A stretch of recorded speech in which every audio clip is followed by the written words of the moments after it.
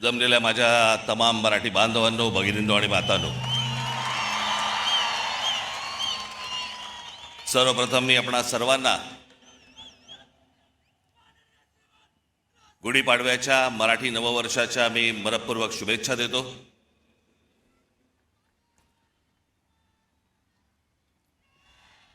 नऊ मार्च 2006 पक्ष स्थापन झाला आणि 19 मार्च 2006 आपली पहिली जाहीर सभा याच शिवतीर्थावरती इथे झाली. आज 20 वर्ष झाली पक्षाला आणि आनंदाची आणि भाग्याची गोष्ट अशी की 20 वर्षानंतर 19 मार्चला गुढीपाडवा यावा. मी याला शुभसंकेतच पकडतो. मी हे सगळे ते निवडणुका आल्या गेल्या, झालं, शिमगे झाले, सगळं झालं. आपण जे उभे आहोत हे लक्षात ठेवा, हे महाराष्ट्रासाठी उभे आहोत. आणि मी जे बोलतोय तुम्हाला आत्ता हे तुमच्या टाळ्यांसाठी बोलत नाहीये. मी जो तुम्हाला शब्द दिलाय या महाराष्ट्राचं गतवैभव प्राप्त करण्यासाठी, म्हणून आपल्याला जी सत्ता घ्यायची ती सत्ता भविष्यामध्ये आपण हातामध्ये घेणार म्हणजे घेणार. हे मी फक्त तुमच्या टाळ्यांसाठी सांगत नाही, तो माझा आत्मविश्वास आहे.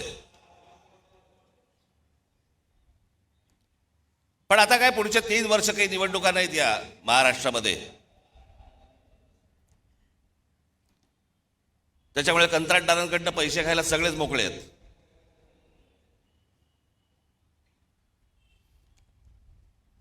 आज देशातही एक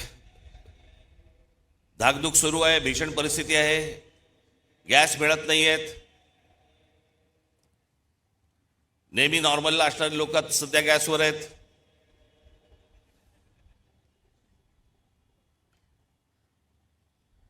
खरं तर काही गोष्टी आपल्याकडनं राहून गेल्या, आपल्या पंतप्रधानांकडनं पण राहून गेल्या.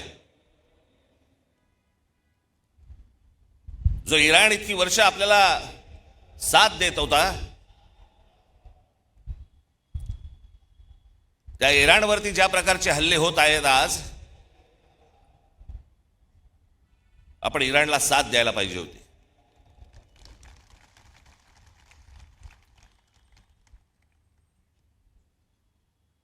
या देशामध्ये येणारं सगळं बरचसं तेल हे इराणमध्ये येतं, ते आपल्याला रुपयामध्ये देतात. देत आले, पुढचं मला माहित नाही. पण खामेनी गेल्यानंतर देखील आपल्या देशाच्या पंतप्रधानांनी कुठचंही निषेधाचं एक स्टेटमेंटही काढलं नाही. हल्ल्यावरती कुठचं स्टेटमेंट काढलं नाही. जो देश आजपर्यंत जम्मू काश्मीरच्या प्रश्नावरती देखील आपल्याला पाठिंबा देत आला, भारताला पाठिंबा देत आला, त्यांच्या मागे आपण आज अडचणीच्या काळामध्ये उभे राहिलो नाही, याचा त्रास निश्चित भविष्यात होणार आपल्याला.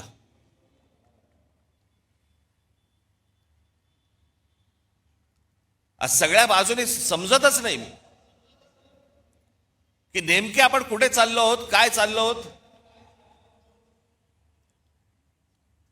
या देशामधली राज्य कुठे चालली आहेत, या देशामधली लोक कुठे चालली आहेत, प्रगती कुठे होतीये. मी आत्ताच गेल्या जानेवारीमध्ये आपली इथे जाहीर सभा झाली, त्यावेळेला मी अनेक लोकांचे वाभाडे काढले इथे. आपण पण किती अडाणी आहोत हे पण सांगितलं.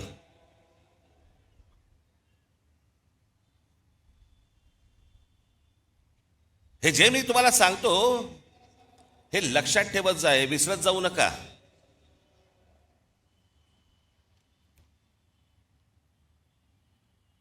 आज फुरसतीत आलायत ना,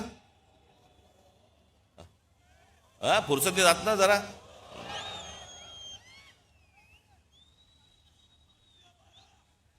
काय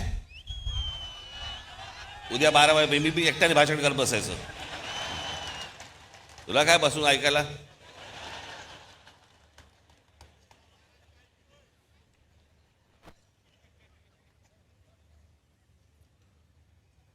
मी ज्या वेळेला राजकारणामध्ये आलो त्यावेळेला माझं पहिलं जेव्हा भाषण झालं आणि त्या पहिल्या भाषणानंतर मला जेव्हा माननीय बाळासाहेबांनी बोलवलं, एक एक वाक्य सांगितली होती त्यावेळेला, काही काही जसं स्क्रू फिट व्हावा ना तशी आतमध्ये गेली ती वाक्य. त्यावेळेला त्यांनी मला सांगितलं होतं की भाषण जेव्हा करशील तेव्हा एक गोष्ट लक्षात ठेव, काय बोललो याला महत्व नाही, आज तू येऊन त्यांना काय दिलंस याला महत्व आहे.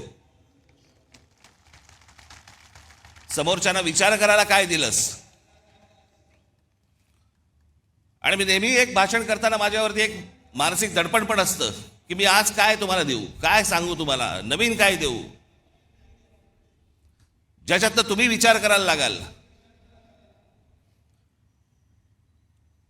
हे सरकार विचार करायला लागेल.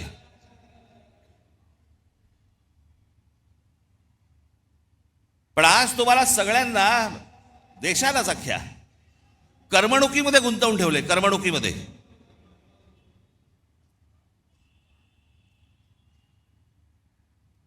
IPL चालू आहे, मग अजून कुठचे पिक्चर येत आहेत, मग ते हाऊसफुल जात आहेत, मग टेलिव्हिजनवरती. मी आज तुम्हाला सगळ्यांना एक नम्र विनंती करणार आहे, महाराष्ट्राच्या हितासाठी नम्र विनंती करणार आहे.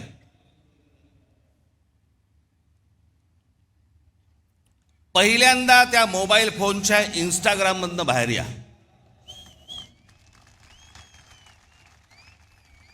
सकाळी संडात नाही, लवकर बाहेर याल. मध्यंतरी ते आमचे ते काय ते रील बाज वगैरे सगळे आले होते, मी माझ्याकडे नव्हतं ते मोबाईलवरती, ते टाकलं, ते गुंतायला होतं त्याच्यात. मी मागे म्हटलं होतं ना, ते डान्स बार बंद झाले ना त्याची लक्षणं आहेत ती. तिकडे ते बंद झालं, इथे मोबाईलवर सुरू झालं.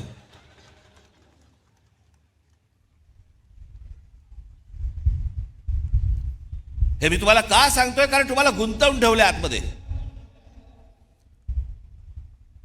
तुम्हाला ह्या सगळ्या करमणुकी आणि या सगळ्या गोष्टींमध्ये गुंतवून ठेवायचं आणि सरकारला तुम्ही प्रश्न नाही विचारायचे. सरकारला तुम्ही प्रश्नच विचारता कामा नयेत. तुम्ही इतके अडकून आतमध्ये गेले पाहिजेत की त्या गोष्टींचा विचारही तुम्ही मनामध्ये आणता कामा नये. याच्यासाठीचं हे डिझाईन आहे.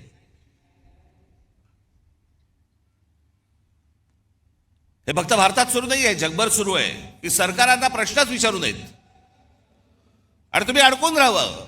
IPL मध्ये अडकावं, चित्रपटामध्ये अडकावं, टेलिव्हिजनमध्ये अडकावं, मोबाईलमध्ये अडकून राहावं. मोबाईल तर आपला एक अवयवच झालाय.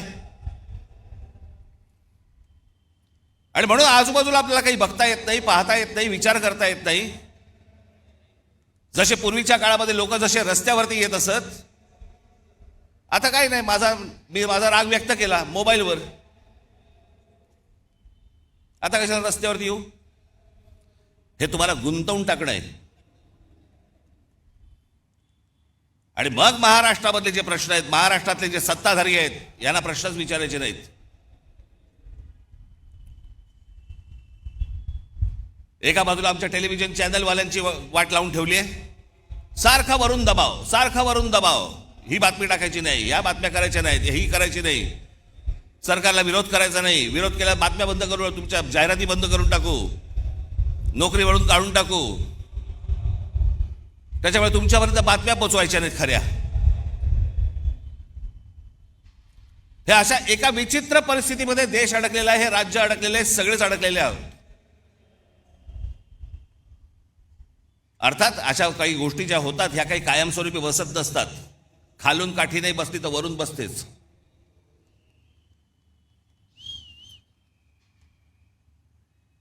पण ह्या सतत गोष्टी मी तुम्हाला सतत का सांगतोय, ह्या डोक्यात ठेवल्या पाहिजेत तुम्ही. या करमणुकीच्या या गटारगंगा ज्या आहेत ना, या तुम्ही नका वाहत जाऊ.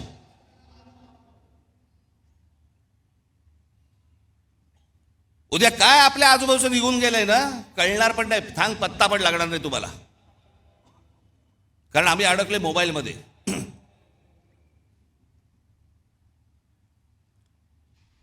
आज काय महाराष्ट्राची परिस्थिती होऊन बसली आहे. हे आमचे मुख्यमंत्री सांगतायत विकास करतोय, विकास करतोय. $3 ट्रिलियन इकॉनॉमी करायची महाराष्ट्राची. 11 लाख कोटीचं कर्ज आहे महाराष्ट्रावरती. 11 लाख कोटी. पृथ्वीराज चव्हाण ज्यावेळेला मुख्यमंत्री होते त्यावेळेला 2 लाख कोटीचं कर्ज होतं. त्याच्यानंतर हे 2014 ते 2026 मध्ये हे सगळं कर्ज 11 लाख कोटीवरती गेलं.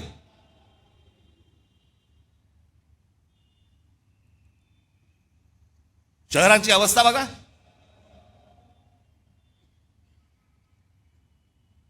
पिझ्झा मागवला तर 10 मिनिटात येतो,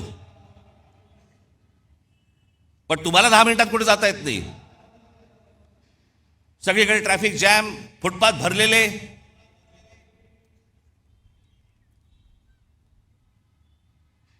काय आयुष्य नावाची काय गोष्ट असते की नाही? एखाद्याच्या तुमच्या मनात येते की नाही की माझं काय आयुष्य आहे?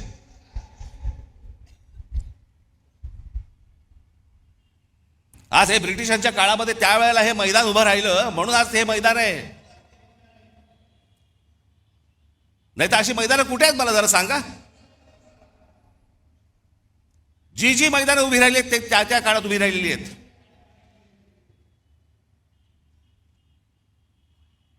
आपण काय मुलांसाठी काय करतो आहोत? लहान लहान मुलांसाठी काय बागा तरी तयार करतोय का आपण? त्या बागा बघितल्यानंतर तिकडे जावंसं तरी वाटतंय का?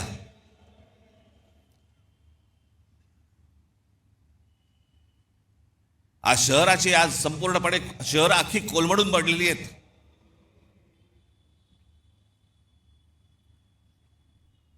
मी मध्यंतरीच मुख्यमंत्र्यांना भेटलो, उपमुख्यमंत्र्यांनाही भेटलो. या शहरांचा ट्रॅफिकचा प्रश्न, गाड्या, उद्या मी तुम्हाला सांगतो अशी जर परिस्थिती जर अजून 5-10 वर्ष राहिली ना, घरातनं निघाल आणि तिकडेच असाल, हलता येणार नाही तुम्हाला. सगळंच गमावून बसतोय आपण, सगळं आपल्या हातातनं गमावून बसतोय.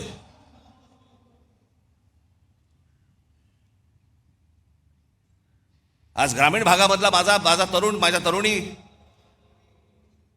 शेतीकडे वळायला तयार नाहीत. ते म्हणतात नाही आम्हाला शहरात जायचंय. शहरात आल्यावर ही शहराची अवस्था. या देशातलं, महाराष्ट्रातलं प्रत्येक शहर बघा ना, त्याला काही आकार ना उकार ना काही नाही त्याला. कोणी येतंय, कुठेही इमारती बांधतंय, कोणी काहीही करतंय, कोणालाही कसल्याही परवानगी दिली जात आहेत. आणि तुम्ही ते पाहता आणि राग मोबाईलवरती व्यक्त करताय. हेच त्यांना हवंय की तुम्ही रस्त्यावरती येताच कामा नयेत, तुम्ही या गोष्टींचा विचारच करता कामा नयेत. असेच सडा, असेच मरा.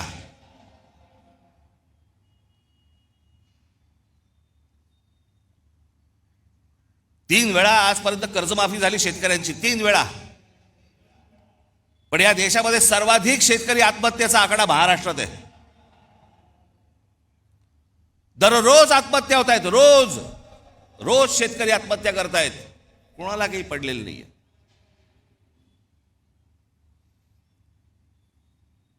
हे इथे तुमच्यासाठी कोस्टल रोड बांधतायत, आम्हीच त्याची स्तुती करतो. आमचा मराठी माणूसच स्तुती करतो, छान झालाय ना रस्ता. अरे तो तुझी वाट लावायला झालाय. तुला कल्पना नाही तो रस्ता कशासाठी झालाय. तो तुमच्यासाठी झालेला रस्ता नाहीये. तो बाकीच्यांना आत येण्यासाठी आणि तुम्हाला बाहेर जाण्यासाठीचा रस्ता आहे. तो आम्हाला जो अंदाज येत नाही. आमच्या दरवाज्यावरती जोपर्यंत टकटक होत नाही तोपर्यंत आम्हाला समजतच नाही. आज सगळ्या शहरांमधल्या सगळ्या जमिनी चालल्या आहेत. हे अडाणी सारखे उद्योगपती सगळे घेत बसले. सरकार न बघता सह्या करतंय. हा सगळा पाडा मी मागच्या वेळेला वाचला होता. त्याच्यात आपण महाराष्ट्र म्हणून आपलं महाराष्ट्राचं स्वतःचं अस्तित्व गमावून बसतोय. आपली महाराष्ट्राची ओळख गमावून बसतोय. आपली भाषा गमावून बसतोय. मी मागे पण सांगितलं होतं ना, एकदा ती गोष्ट हातातनं गेली की परत येणार नाही. भाषा संपली म्हणून अनेक देश संपलेले आहेत या जगामध्ये. तुम्हाला जग ज्याला म्हणतं की तुम्ही कोण आहात, मराठी माणूस आहात. मराठी माणूस आहात म्हणजे कोण आहात? मराठी भाषा बोलणारे आहात म्हणून तुम्ही मराठी माणूस आहात.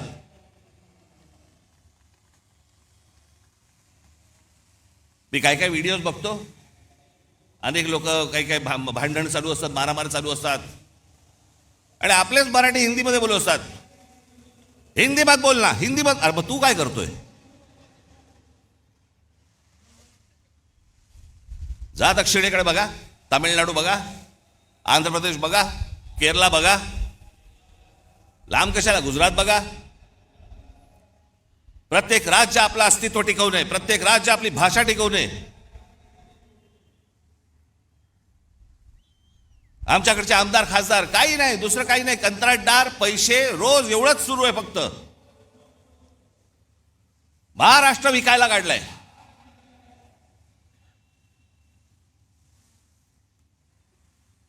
आज मुख्यमंत्र्यांकडे गृह खातं आहे. संपूर्ण महाराष्ट्रभर सगळ्या ठिकाणी ड्रग्ज विकले जात आहेत. शाळांमध्ये ड्रग्ज जात आहेत, कॉलेजमध्ये ड्रग्ज जात आहेत. तरुण तरुणी सगळे व्यसनाधीन होत आहेत ड्रग्सच्या आहारी लागून. काय करणार आहोत काय महाराष्ट्राचा? पण ग्रामीण भागामध्ये प्रगती होत नाही. ग्रामीण भागातली माझी मुलं मुली आज इथे शहरामध्ये येतात, शहरात बकाला पडलेली आहेत, शहरामध्ये ड्रग्ज मिळत आहेत, लहान लहान मुली आणि लहान लहान मुलं पळवली जात आहेत. माझ्याकडे तर एक आकडा आहे,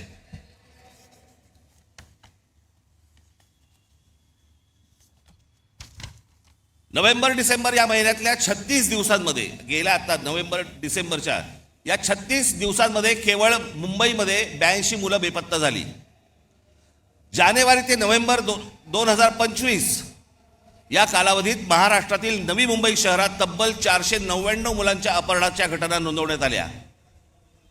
त्यातली 41 मुले अद्याप बेपत्ता आहेत. 458 पोलिसांनी, आमचे पोलीस, मुंबईचे पोलीस, महाराष्ट्राचे पोलीस हे सक्षम आहेत. म्हणून त्या आई वडिलांना त्यांची मुलं मिळाली. एनसीआरबीच्या आकडेवारीनुसार महाराष्ट्रात दरवर्षी, हे मी तुम्हाला विधानसभेतलं सांगतोय आकडे, विधानसभेमध्ये आत्ता मुख्यमंत्र्यांनी त्यांच्या भाषणामध्ये सांगितलेले आकडे सांगतोय तुम्हाला.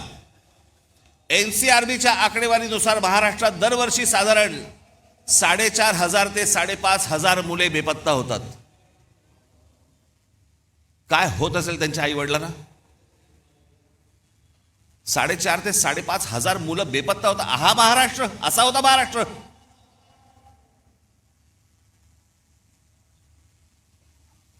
...2022 मध्ये 5,398 आणि 2023 मध्ये 4,619 प्रकरणे नोंदवली गेली.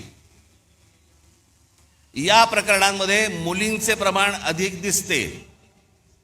मुंबई हे सर्वाधिक प्रभावित शहर असून येथे दरवर्षी सुमारे 2,000 पेक्षा जास्त मुले बेपत्ता होतात. मुख्यमंत्री देवेंद्र फडणवीस यांनी फेब्रुवारी महिन्यात विधानसभेत दिलेल्या आकडेवारीनुसार.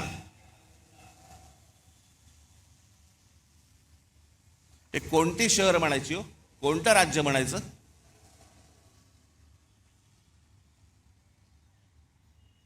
तुमच्या भाषेची हमी नाही, तुमची हमी नाही, तुमच्या पोराबाळांची हमी नाही, कशाचीही हमी नाही. अशी कुठचीही हमी नसलेलं हे या राज्यामध्ये तुम्ही राहताय आणि म्हणायचं आम्ही शिवरायांच्या राज्यात राहतो.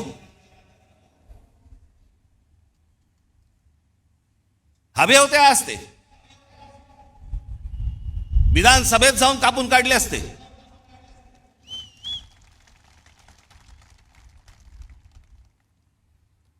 पण आम्हाला माहितीच नाही. राज ठाकरे जेव्हा सांगणार आकडे त्यावेळेला आम्हाला कळणार, कारण आम्ही कशात गुंतलोय? आम्ही इंस्टाग्राम मध्ये गुंतलोय.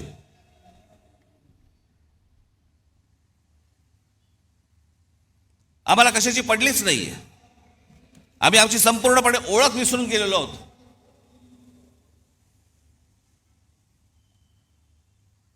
मी आज एक मुद्दामून एक गोष्ट तुमच्यासाठी आणलेली आहे. मी बोलीनच, पण त्याच्यानंतर तुमच्या लक्षात येईल तुम्ही कोण आहात, तुम्ही कोणत्या भूमीत जन्माला आलात, तुम्ही कोणाचे वारस आहात. मी नेहमी सांगतो ना, हा महाराष्ट्र दरवेळेला देशाला दिशा दाखवत आला, या हिंद प्रांताला दिशा दाखवत आला. त्या महाराष्ट्राकडे कधीतरी तुम्ही नीट जवळून पाहिलेत का, की या महाराष्ट्राची नेमकी क्षमता तरी काय आहे?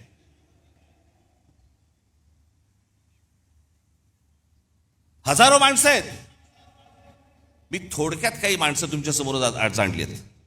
फक्त महाराष्ट्राची तुम्ही फक्त परंपरा, महाराष्ट्राचा फक्त इतिहास फक्त तुम्ही फक्त बघून घ्या. मी फक्त तुमच्यासमोर नावं वाचणार आहे. ही नावं माझं भाषण संपल्यानंतर तुम्ही कदाचित त्या युट्यूबवर जा. मुद्दामून सांगतो, युट्यूब बघा, कारण त्याच्यावरती चांगली माहिती असते, त्याच्यावरती चांगल्या डॉक्युमेंटरीज असतात, जगाची माहिती मिळते. इंस्टाग्राम नको. मी तुम्हाला आता फक्त काही माणसं तुम्हाला समोर वाचून दाखवणार आहेत जे आपण विसरलेलो आहोत. आपल्या महाराष्ट्राची ताकद आपण विसरलेलो आहोत. हा महाराष्ट्र असा का? या महाराष्ट्रामध्ये, या बाहेरच्या प्रांतांमधून लोक इथे का येतात? या महाराष्ट्रामध्ये ही महाराष्ट्राची भूमी ही कोणी मशागत केली? हा सुसंस्कृत महाराष्ट्र घडला कसा? मला असं वाटतं ही फक्त नावं तुमच्यासमोर मी पटापटा पटापटा वाचतो, तुमच्या अंदाज लक्षात येईल की आपण कोण आहोत ते. पहिली संत परंपरा दिसतंय का तुम्हाला? संत ज्ञानेश्वर, संत तुकाराम, समर्थ रामदास, संत जनाबाई, संत नामदेव, संत एकनाथ. इतिहास आमच्या जिजाऊसाहेब, या देशामधली पहिली बंडखोर स्त्री, पहिली बंडखोर स्त्री, ज्या स्त्रीने, ज्या आईने स्वतःच्या वडिलांना विचारलं होतं की दुसऱ्यांकडे कशाला चाकरी करता. स्वतःच्या नवऱ्याला विचारलं, स्वतःचं राज्य निर्माण करा, दुसऱ्याकडे कशाला जाता. आणि मग एक सूर्य जन्माला दिला. आणि स्वराज्य काय असतं हे त्या मातेने त्या पुत्राकडनं घडवून घेतलं. ती बंडखोर स्त्री या महाराष्ट्रात जन्माला आली. छत्रपती शिवाजी महाराज. दुसऱ्यांचं नाही, माझं स्वतःचं राज्य पाहिजे, तो स्वराज्य हा शब्द त्यांनी दिला.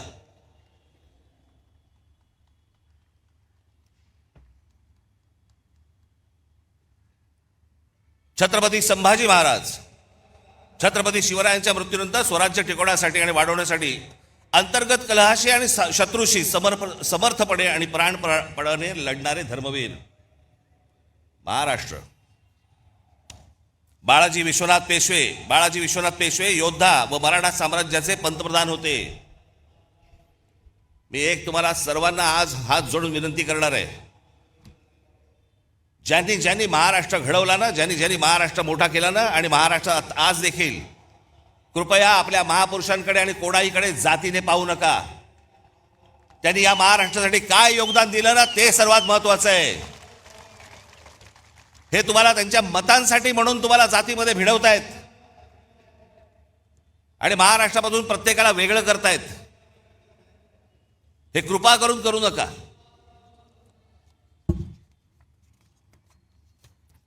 पहिले बाजीराव पेशवे, छत्रपती शिवाजी महाराजांनंतर मराठी मुलखात तेवढाच आत्मविश्वास आणि स्वराज्यनिष्ठा निर्माण करणारे आणि मराठी साम्राज्याचा विस्तार करणारे. अहिल्याबाई होळकर, मराठा साम्राज्य. शिंदे, होळकर, नागपूरचे भोसले साम्राज्य, मराठा साम्राज्य संपूर्ण हिंद प्रांतावरती वचक ठेवला. गायकवाड हे गुजरातमध्ये. या राज्याच्या जडणघडणीत गायकवाड घराण्याचा मोठा वाटा. Bank of Baroda, Baroda university आणि गुजरातमध्ये अनेक रेल्वे मार्ग त्यांनी सुरू केले. तात्या टोपे, झाशीची राणी लक्ष्मीबाई. आता ह्या 18व्या शतकातील मराठी नावं ज्यांनी मुंबईला आकार दिला. जगन्नाथ शंकर शेठ. तुम्हाला भाऊचा धक्का माहिती आहे ना? भाऊ लक्ष्मण अजिंक्य, एक मराठी माणूस होता, कंत्राटदार होता, त्यांनी भाऊचा धक्का बांधला. सीताराम खंडेराव वैद्य, नाव पण माहिती नसेल तुम्हाला. सीताराम खंडेराव वैद्य म्हणजे कोण? हे जे टाटांचं ताजमहाल हॉटेल उभं आहे ना, या ताजमहाल हॉटेलचे आर्किटेक्ट.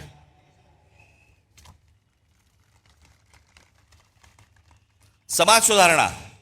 महात्मा ज्योतिबा फुले, सावित्रीदेवी फुले, महादेव गोविंद रानडे, गोपाळ हरी देशमुख उर्फ लोकहितवादी, लोकमान्य टिळक, गोपाळ गणेश आगरकर, गोपाळ कृष्ण गोखले. माझ्याकडे या सगळ्यांचा इतिहास आहे, परंतु मी प्रत्येकाचा इतिहास सांगत बसलो 12 वाजतील.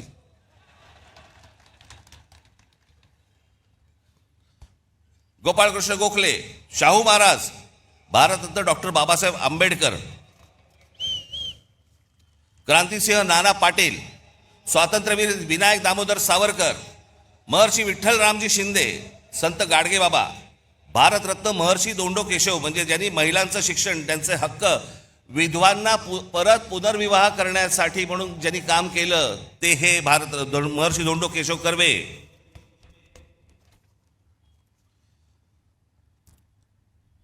रामकृष्ण गोपाळ भांडारकर, हे भांडारकर युनिव्हर्सिटी आहे ना.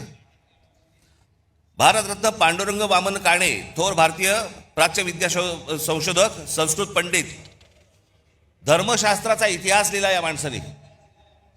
हे सगळे महाराष्ट्रात जन्माला आले. तर भारतरत्न विनोबा भावे, प्रबोधनकार ठाकरे, तुमचे आजोबा, धर्मातील चुकीच्या रूढी परंपरांवरती प्रहार करणारा हा माणूस. त्यांची पुस्तकं आजही आणून वाचा तुम्ही. अनेक लोक म्हणतात, अनेक जण सांगतात की म्हणे प्रबोधनकार ठाकरे हे ब्राह्मण विरोधी होते. माझे आजोबा कधी ब्राह्मण विरोधी नव्हते, भट्ट भिक्षुकीच्या विरोधात होते. धर्माच्या नावाने जी पिळवणूक व्हायची त्याच्या विरोधातले होते ते कुठच्याही समाजाच्या विरोधातले कधीही नव्हते. पण वाचनामधनं आपल्याला जेवढं हवंय तेवढंच काढून घ्यायचं. त्याच्यामुळे ह्या सगळ्या लोकांकडे पाहताना तुम्ही तुमचे तर्क लावू नका किंवा तुमच्या डोक्यात भरवलेले तर्क लावू नका. स्वतः वाचा, स्वतः पहा. कर्मवीर भाऊराव पाटील, पंडिता रमाबाई, आनंदीबाई जोशी ज्या पहिल्या डॉक्टर झाल्या, ताराबाई मोडक, पंजाबराव देशमुख भारताचे पहिले कृषी मंत्री, चिंतामणराव देशमुख ICS मध्ये पहिला क्रमांक मिळवलेले पहिले भारतीय आणि रिझर्व्ह बँकेचे पहिले गव्हर्नर, शाहीर अण्णा भाऊ साठे, शाहीर अमर शेख, SM जोशी, स्वामी रामानंद तीर्थ, तुकडोजी महाराज, भारतरत्न नानाजी देशमुख, हमीद दलवाई, इरावती कर्वे, दुर्गाबाई भागवत, बाबा आमटे, विसपागे म्हणजे ज्यांनी रोजगार हमी योजना महाराष्ट्रामध्ये आणली आणि नंतर ती संपूर्ण देशभर गेली.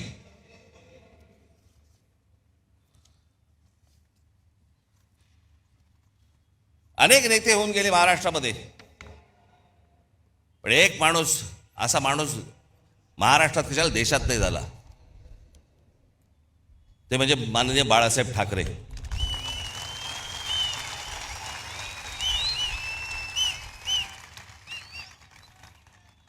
मराठी माणसाच्या मनात जी मराठी अस्मितेचा जो अंगार फुलवला हा पहिला या माणसाने.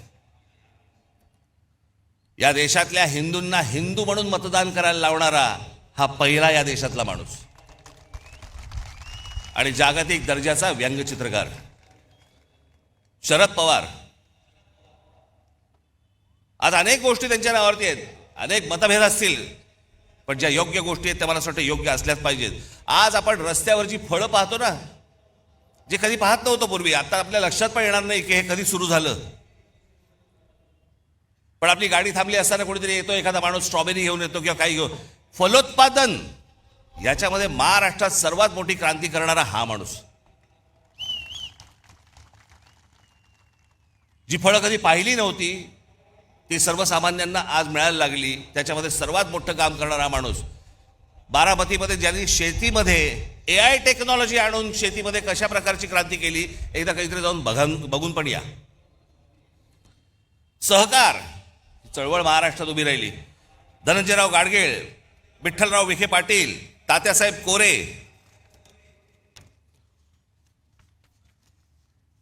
आता महाराष्ट्राच्या देशाला राजकारणातला आकार देणारे भारतीय काँग्रेस, जो काँग्रेस पक्ष आपण म्हणतो, त्या पक्षाची स्थापना महाराष्ट्रात झाली. RSS, या RSSचे 6 सरसंघचालक झाले. या 6 संघचालकांमध्ये 4 मराठी झाले आजपर्यंत आणि निर्माण करणारा देखील मराठीच. हेडगेवार, श्रीपाद अमृत डांगे ज्यांनी कम्युनिस्ट चळवळ मोठी केली महाराष्ट्र, शेतकरी कामगार पक्षाची स्थापना झाली 1946 साली, स्वातंत्र्याच्या 1 वर्ष अगोदर. कळलं का? ती केली शंकरराव मोरेने आणि केशवराव झेडे आणि नाना पाटील यांनी. तुम्हाला आश्चर्य वाटेल, कांशीराम यांचे आज तुमचा तो कुठचा पक्ष, बहुजन समाज पार्टी. पण ही बहुजन समाज पार्टी नंतर झाली. पहिली जी संघटना स्थापन केली बामसेफ, ती या महाराष्ट्रातल्या पुण्यामध्ये खडकीमध्ये त्यांनी स्थापन केलेली आहे बामसेफ. या सगळ्या गोष्टींची मुळं जर तुम्ही बघितली तर ही सगळी महाराष्ट्र आहेत. इतिहासकार, ज्या इतिहासकारांकडे या देशातले सगळे लोक किंवा बाहेरच्या देशांमधले लोक ज्यांच्याकडे टवकारून बघतात, असे काही इतिहासकार म्हणजे विका राजवाडे, गोविंद सखाराम सरदेसाई, त्र्यंबक शेजवलकर, वासुदेव सीताराम बेंद्रे, बाबासाहेब पुरंदरे, रणजित देसाई, गजाननराव मेहेंदळे. आमचे गजाननराव आत्ताच गेले.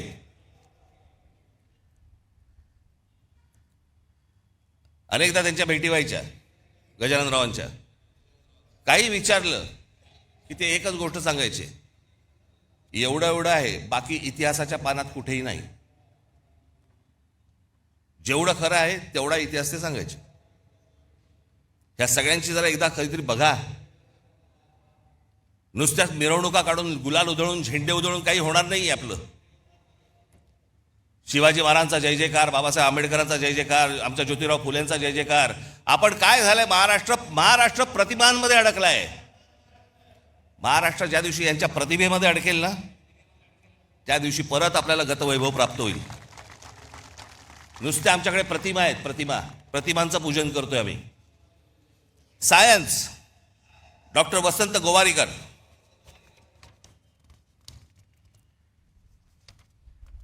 बाकीची पानं कुठे गेली रे?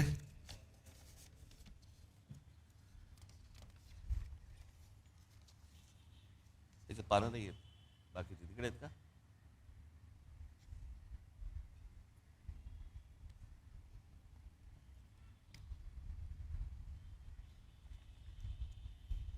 इधर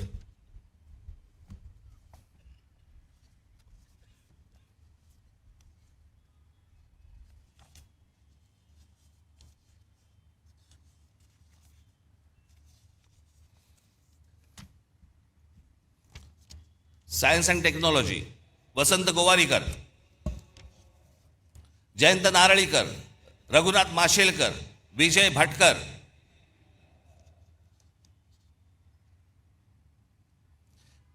तुम्हाला कदाचित कल्पना नसेल, परंतु एक गोष्ट सांगतो. शिवकर बापूजी तळपदे नावाचे जे गृहस्थ झाले, त्यांनी राईट्स बंधू म्हणजे ज्यांनी विमान उडवली ना, त्याच्याही 8 वर्ष आधी 1895 मध्ये मुंबईच्या गिरगाव चौपाटीवरती मरुत्सका नावाचे मानवविरहित विमान यशस्वीरित्या उडवले. हे घडवणारे महाराष्ट्रात. पत्रकार बाळशास्त्री जांभेकर, नारायण दीनानाथ वेलकर. तुम्ही म्हणाले कोण आहेत नारायण दीनानाथ वेलकर? तुम्ही जर ऐकाल तर तुम्हाला प्रश्न पडेल, हे आपल्यापर्यंत आलं कसं नाही अजूनपर्यंत. टाइम्स ऑफ इंडियाचे संस्थापक मालक. 1840 मध्ये मुंबईचे पहिले भारतीय महापालिका आयुक्त ते जेई ब्रेनन या ब्रिटिश व्यक्तीसोबत 1838 साली त्यांनी बॉम्बे स्टँडर्ड हे वृत्तपत्र सुरू केले, जी कंपनी 1860 पर्यंत त्यांनी चालवली. आणि पुढे रॉबर्ट नाईट या ब्रिटिश व्यक्तीने ते विकत घेतलं आणि त्याचं नाव टाइम्स ऑफ इंडिया असं ठेवलं. सुरू करणारा मराठी माणूस कृष्णाजी प्रभाकर उर्फ काकासाहेब खाडीलकर. आचार्य आत्रे, नावाजलेले अभ्यासक माधवराव गाडगीळ, पर्यावरणावरचा अभ्यास, माधवराव चितळे, पाणी या विषयावरचा अभ्यास. म्हणजे जगभरामध्ये या लोकांना काय किंमत आहे ना, आपल्याला अंदाज पण नाही याचा, फक्त आमच्याकडेच किंमत नाही. पांडुरंग सदाशिव खांखोजे, चित्रपट, दादासाहेब फाळके. एखादे दे रे मला येत ठेवायला यायला.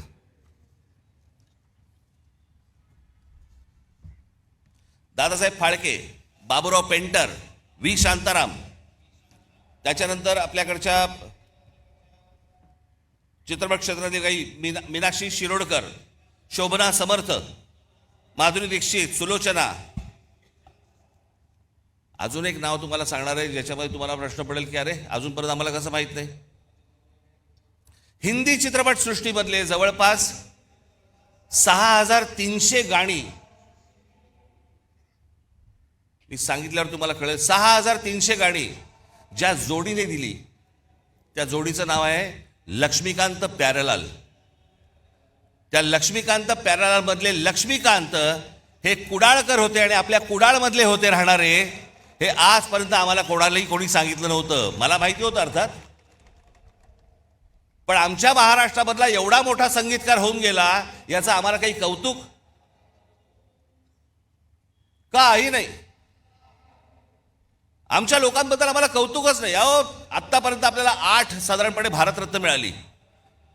या 8 भारतरत्नांमध्ये 4 भारतरत्न ही एकट्या दापोलीमधली आहेत, पण आम्हाला काही देणं घेणंच नाही त्याच्याशी. बावा काणे, धोंडो केशव कर्वे, विनोबा भावे, आमच्या बाबासाहेबांचा जन्म इंदोरचा, पण संपूर्ण बालपण मोठेपण सगळं त्यांचं तिकडे दापोलीत गेलं.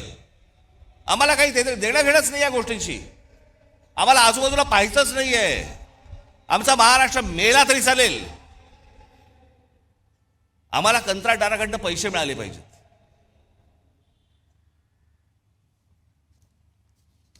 सी रामचंद्र, या महाराष्ट्राचा सगळ्यात मोठा सुपरस्टार दादा कोंडके, ज्यांनी छाप पाडली, या देशावरती छाप पाडली. निळू फुले, नाना पाटेकर, अमोल पालेकर, अशोक सराफ, आशुतोष गोवारीकर, गायक भारतरत्न पंडित भीमसेन जोशी, लता मंगेशकर, आशा भोसले, कुमार गंधर्व, किशोरी आमोणकर, जितेंद्र अभिषेक, चित्रकार दीनानाथ दलाल, वासुदेव गायतोंडे, माधव सातवळेकर. मी एकेकावरती, या एकेका माणसावरती मी एक तास बोलू शकतो. P.A. धोंड, आचरेकर, सडवेलकर, S.M. पंडित, तुमच्यापैकी बरेच जण हे त्या तामिळनाडूला आपल्या स्वामी विवेकानंदांचं जिथे पुतळा आहे ना, तिथे काही जण गेला असाल. मी गेलो होतो. पुतळा पाहिल्यानंतर मी असा उलटा मागे फिरलो. मागे वळलो तर तिथे 2 पेंटिंग्स होती. एक परमहंसांचं होतं आणि एक त्यांच्या पत्नीचं होतं. पण मी जवळ जाऊन पाहिलं तर ते S.M. पंडितांचं पेंटिंग होतं. दोन्ही पेंटिंग S.M. पंडितांची होती. या इथे बाजूच्या गल्लीत राहायची. इथे आम्हाला काही देणं घेणं नाही. आम्हाला कलेशी देणं घेणं नाही, संगीताशी नाही, साहित्याशी नाही, कशाशी नाही. फक्त आमच्याकडे झालंय जयंत्या आल्या, पुण्यतिथ्या आल्या की आम्ही फक्त मिरवणुका काढून ढोल वाढवायला सुरुवात आमच्याकडे. पण आमच्याकडे काय पेरून ठेवलंय, काय होऊन गेलंय याचा आम्हाला अंदाजच नाही. शिल्पकार सदाशिव साठे म्हणजे गेटवे ऑफ इंडियाचा जो पुतळा आहे तो शिल्पकार साठेंनी उभा केलाय.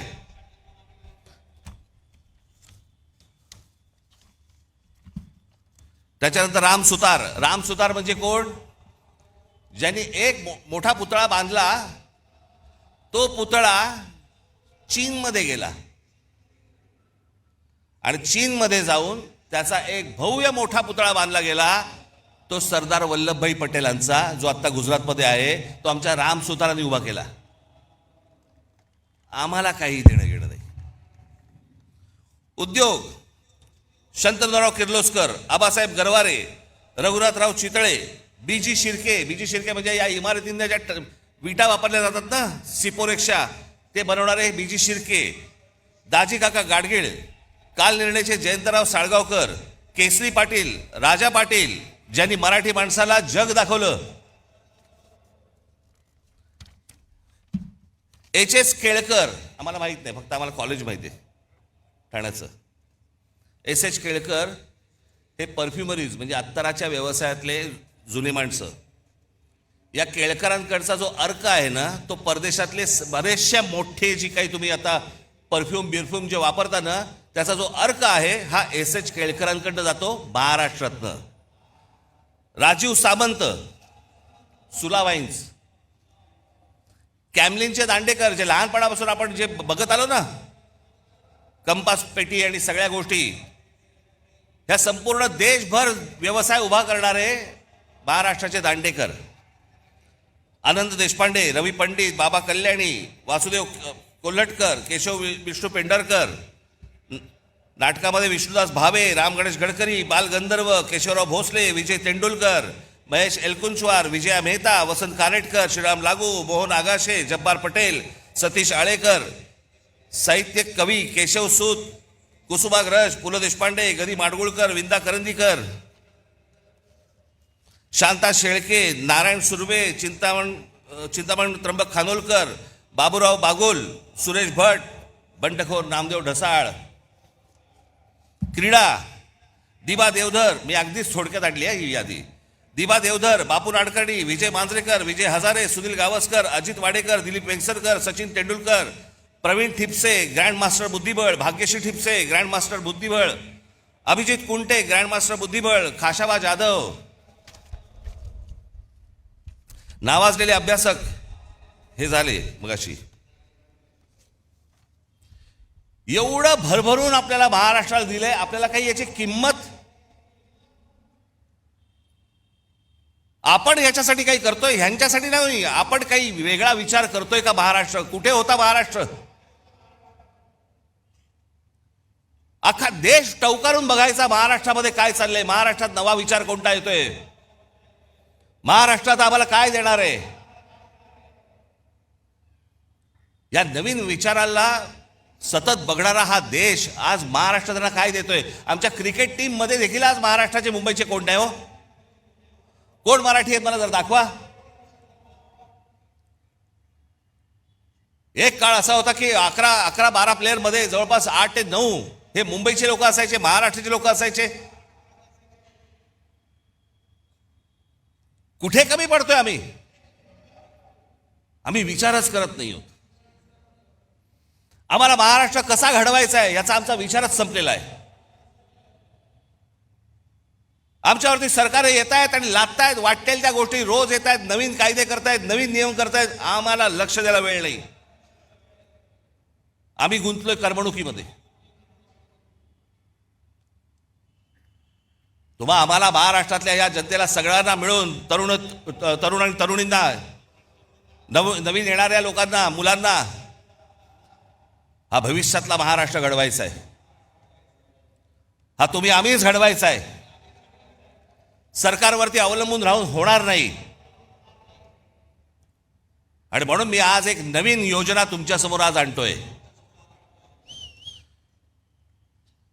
2006 साली याच व्यासपीठावरती इथे उभं राहून मी म्हटलं होतं की मी महाराष्ट्राचा विकास आराखडा आणीन, महाराष्ट्राची मी ब्ल्यूप्रिंट आणीन. मग एका पत्रकार परिषदेत मला एका पत्रकाराने विचारलं ती तुमची ब्ल्यू फिल्म कधी येणार आहे. तर मी म्हटलं की मी ती आणली असतं बरं झालं असतं, त्यांनी किमान पाहिली तरी असती. पण त्या 2006 साली मी जेव्हा म्हटलं होतं मी महाराष्ट्राची ब्ल्यूप्रिंट आणीन, महाराष्ट्राचा विकास आराखडा आणीन, 2014ला आणला. 2006 ते 2014 महाराष्ट्रात जिथे जिथे मी गेलो, जिथे जिथे पत्रकार परिषदा झाल्या, सर्वजण कुत्सितपणे मला विचारायचे काय ते ब्ल्यूप्रिंटचं काय झालं, कुठपर्यंत आलं, ते विकास आराखड्याचं काय झालं, कुठपर्यंत आलं. प्रत्येक पत्रकार परिषदेमध्ये असताना, चालू असताना किंवा नंतर हे प्रश्न असायचेच. जेव्हा आणली 2014, आज 2026, या क्षणापर्यंत मला कुठच्या पत्रकारांनी प्रश्न विचारलेला नाही त्या ब्ल्यूप्रिंटमध्ये आहे काय, कारण वाचलीच नाही. त्याला वाचण्यात इंटरेस्ट नव्हता, हिणवण्यात होता. असो, पण तो काळ लोटला गेला. आज जवळपास त्याही गोष्टीला आज 12 वर्ष होऊन गेली. अनेक तज्ज्ञांना त्यावेळेला बरोबर घेतलं होतं, अनेक गोष्टी त्यामध्ये केल्या होत्या. गेल्या 10-12 वर्षामध्ये अनेक, महाराष्ट्रही बदलला, खूप गोष्टी बदलल्या, विचारात महाराष्ट्र बदलला. आणि म्हणून मला असं वाटलं की काय करावं, कारण मी अनेकदा वाचत असतो वर्तमानपत्रांमध्ये, काही लेख येतात, वर्तमानपत्रांमध्ये अनेक चांगल्या सूचना येतात. अनेक काही नवीन गोष्टी निर्माण करण्यासाठी ज्या गोष्टी येतात, आणि मग विचार केला की या सगळ्या गोष्टींसाठी एक कुठेतरी आपल्याला एक प्लॅटफॉर्म उभा करायला लागेल. या महाराष्ट्रामधली लोक, महाराष्ट्राच्या बाहेरची कोणी, की महाराष्ट्रामध्ये नेमकं काय व्हायला पाहिजे, महाराष्ट्रामध्ये नेमकं काय घडलं पाहिजे, महाराष्ट्रात ते नेमकं घडलं ते कसं घडलं पाहिजे, अशा अनेक लोकांकडे अनेक योजना तयार आहेत. परंतु सांगायच्या कोणाला, मांडायच्या कोणाला? सरकार म्हणजे कोण? बोलायचं कोणाशी? मांडल्यानंतर, सांगितल्यानंतर ते बघणार कोण आहे? आम्हाला उत्तर कधी मिळणार? आणि म्हणून या सगळ्या गोष्टींचा विचार करून मी एक नवीन वेबसाईट आत्ता महाराष्ट्राला मी आत्ता अर्पण करतोय, की ज्या वेबसाईटवरती तुम्ही येऊन तुमचे विचार, पण विचार जय महाराष्ट्र साहेब, चालणार नाही साहेब, भावी मुख्यमंत्री तुम्हीच, डिलीट, असल्या कुठच्याही गोष्टींना त्या याच्यावरती स्थान नाही. नवा विचार करा. या मोबाईलच्या जोखडातनं बाहेर या, या करमणुकीच्या गटारगंगेतनं बाहेर या. आम्हालाच महाराष्ट्र उभा करावा लागेल, आम्हालाच महाराष्ट्र वाचवावं लागेल, आणि याच्यासाठीचं म्हणून हे पहिलं पाऊल आहे. म्हणून आज तुमच्या समोर महाराष्ट्र नेक्स्ट, महाराष्ट्र पुढचा मी तुमच्या समोर उभा करतोय. आता दाखवा रे.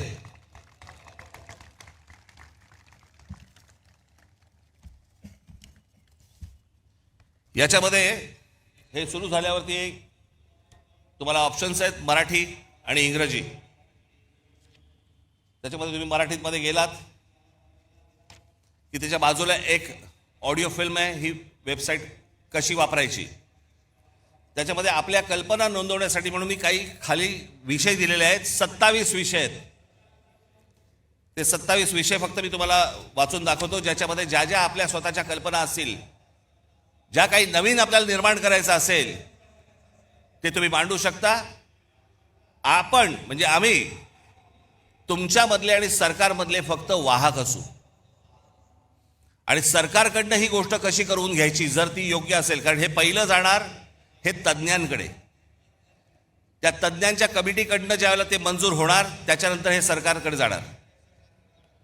त्याच्यामुळे ही 27 तुम्हाला इथे गोष्टी दिलेल्या आहेत. त्याच्यामध्ये शेती, रस्ते आणि पायाभूत सुविधा विकास, आरोग्य सेवा व सार्वजनिक आरोग्य व्यवस्था, जमीन, पायाभूत सुविधा, औद्योगिक वसाहती, व्यवसाय सुलभता, प्रादेशिक औद्योगिक संतुलन व सर्वसमावेशक, शालेय उच्च व तंत्र शिक्षण सुधारणा, आदिवासी विकास, सर्वसमावेशक आणि सशक्त महिला व बाल, रोजगार व रोजगार निर्मिती, आपत्ती व्यवस्थापन आणि आपत्तीपूर्व तयारी, क्षेत्रनिहाय औद्योगिक धोरण, गुंतवणूक प्रोत्साहन व थेट विदेशी गुंतवणूक, स्टार्टअप्स आणि भविष्यवेधी उद्योग, ग्रामीण अर्थव्यवस्था आणि ग्रामीण उद्योग विकास, शहरांचा शाश्वत विकास, क्रीडा व युवा विकास, मराठी भाषा संस्कृती ज्ञान परंपरेचा विकास, पारंपरिक आणि अपारंपरिक ऊर्जा, हवामान बदल, पर्यावरण आणि प्रदूषण, सूक्ष्म लघु व मध्यम उद्योग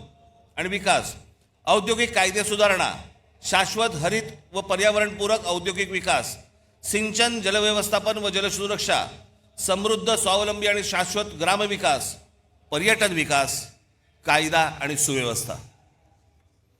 याच्यामध्ये तुम्ही आतमध्ये गेल्यानंतर आपली कल्पना इथे पुढे नोंदवायची तुम्हाला येईल.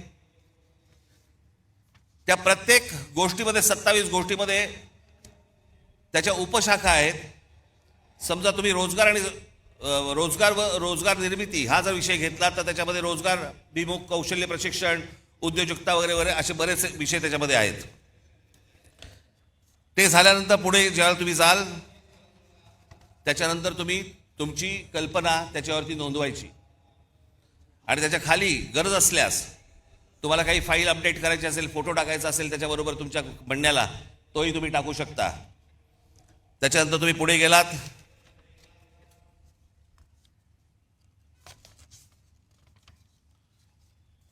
ती फाईल तुम्ही सबमिट केलीत. की त्याच्यानंतर तुम्हाला मोबाईल नंबर येईल तुमचा, तो टाकायचा आहे. मोबाईल नंबर आल्यानंतर तुम्हाला एक OTP येईल तुमच्या मोबाईलवरती, तो भरायचा आहे. तो भरला की तुमचं संपूर्ण नाव, पत्ता आणि सर्व माहिती याच्यावरती द्यायची आहे. एक तुम्हाला सांगतो सर्वांना, आज तुम्ही इथे आहात, जे ऐकत आहात ते ऐकत आहात, टेलिव्हिजनवरती जे ऐकत असतील बघत असतील त्यांनाही माझं सांगणं आहे, तुम्ही सांगेपर्यंत तुमचं नाव आणि पत्ता आणि मोबाईल नंबर हा सरकारला दिला जाणार नाही. उद्या तुमची कल्पना जर समजा आवडली आणि त्याची जर समजा अंमलबजावणी करायची ठरली आणि त्यांनी विचारलं हा माणूस कोण आहे, तुम्हाला विचारलं जाईल की तुमचं नाव आणि नंबर द्यायचं आहे का. त्याच्यामुळे ती गोष्ट गुपित राहील, पुढे जाणार नाही. त्याच्यानंतर ढकला. आज महाराष्ट्रामध्ये सगळ्याच गोष्टींची कमतरता आहे. कोणाला काही कळत नाही. जो येतोय, कोणतरी येतो, नवा काहीतरी सांगतो, त्याच्याबरोबर कंत्राटदाराला कामं दिली जातात. आपलं ऑइल बाहेरून येतं, आपला गॅस बाहेरून येतो, आपल्याकडे अनेक गोष्टी बाहेरून येतात. मग आपल्याकडे एक काहीतरी टुणटुणं वाजवलं जातं. ते टुणटुणं आहे चांगलं, पण वापरात येऊ शकत नाही, आणि ते म्हणजे स्वदेशीचं. काय करायचं त्या स्वदेशीचं मला जरा सांगा. हा देश ज्याच्यावरती चालतो ते ऑइल पण तुमचं बाहेरून येतंय, तर काय करायचं. मग यासाठी म्हणून ही शहरं उभी करताना, जसं आज दुबई आहे, अबुधाबी आहे, अनेक देश आहेत की ज्यांनी बाहेरचे मेंदू आणले. आज संपूर्ण दुबई जी उभी आहे हे कोण करते? अरब करतायत, अमेरिकन लोक आहेत, ब्रिटिश लोक आहेत, फ्रेंच लोक आहेत, अनेक लोक आहेत. जगभरातल्या लोकांचे मेंदू आणले आणि त्यांनी त्यांचं एक देश, शहर उभं केलं. आमची शहरं का नाही उभी करतायत? आमच्या शहरांना उभं करण्यासाठी, आमच्याकडे चांगलं व्यवस्थापन होण्यासाठी, आमच्या भविष्यातल्या पिढ्यांना चांगलं आयुष्य जगण्यासाठी म्हणून आम्ही का नाही बाहेरून मेंदू आणत आहोत? कसली लाज वाटते. बाहेर जाऊन नुसते पैसे आणण्यापेक्षा बाहेर जाऊन जर मेंदू आणले तर ह्या महाराष्ट्राला उपयोगाचे आहेत. नुसते पैसे काय करायचे पैशांचं? ते पैसे टक्केवारीत संपणार, त्याने काहीही हाताला मिळणार नाही. आणि म्हणून मला असं वाटतं की आज सरकारकडनं आपण नुसते फक्त आशेने फक्त बघत राहायचं, हे काही मला आवडणारी गोष्ट नाही. मला ती आवडतही नाही आणि तुम्हालाही ती आवडता कामा नये. आणि म्हणून तुम्ही सगळेजण महाराष्ट्राचा विचार करायला लागा. तुमच्या ज्या कल्पना असतील, ज्या गोष्टी असतील, त्या या आत्ता वेबसाईटवरती मांडा. या महाराष्ट्राला आकार देण्याचा एक उत्तम कार्य हे आपल्या हातून घडो, जेणेकरून या महाराष्ट्रासाठी ज्यांनी खस्ता खाल्लेल्या आहेत त्यांनाही वरती आनंद मिळेल की माझी सर्व लोक महाराष्ट्राची, हे महाराष्ट्र वाचवतायत, जगवतायत. याच्यासाठी सगळेजण तुम्ही कामाला लागावं अशी एक आशा अपेक्षा बाळगतो. आणि आज आपण सर्वांची मी रजा घेतो. धन्यवाद. जय हिंद, जय महाराष्ट्र.